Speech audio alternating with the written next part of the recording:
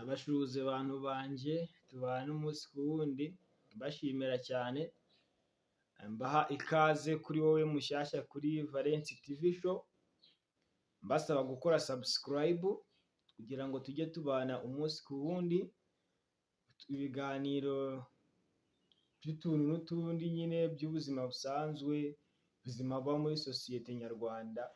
Umuntu ngo umuteshe agaciro, ntukarebe ahantu umuntu ari ngo wateshe agaciro, kubera yuko ahantu ari nawe niho ubuzima buba bwaramutegetse kujya. Kandi ntukarebe umuntu ngo umuvuge nabi, kubera yuko ubuzima ni nk'ishuri kandi ubuzima bugenda buhinduka buri munsi. Uyu munsi ushobora kureba umuntu ahantu ari ukamutesha agaciro, ariko buriya nubona umuntu ukabona abayeho ubuzima butari bwiza, ibyaba byiza ni uko wakwicecekera ukigendera, kubera yuko nuvuga uvuga amagambo atari meza, rimwe na rimwe uvuge n'ibintu bitakureba usanga ubicumuriyemo, kubera yuko nawe ubwe aba akora cyane kugira ngo yirinde amagambo y'abantu, rimwe na rimwe kugira ngo ahantu ari arebe uburyo yahivana. Rero ibyaba byiza ni uko wavuga makeya,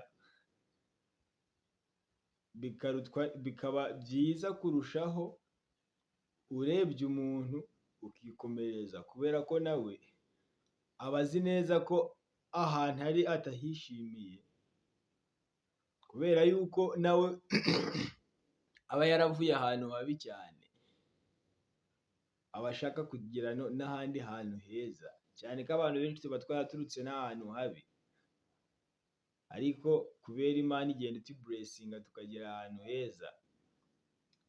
Ntukajye uvuga umuntu rero ngo umuteshe agaciro, urebe ko ntacyo amaze, ko nta gaciro afite.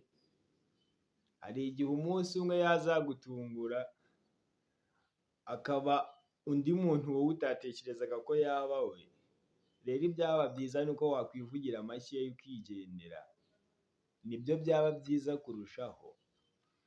Umuntu umwe yaravuze ngo niba kuvuga ari zahabu, guceceka byaba diyama.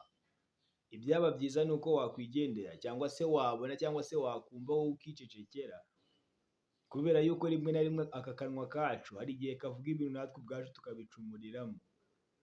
Uzavuge makeya, witurize, ubundi Imana izikorera ibyayo.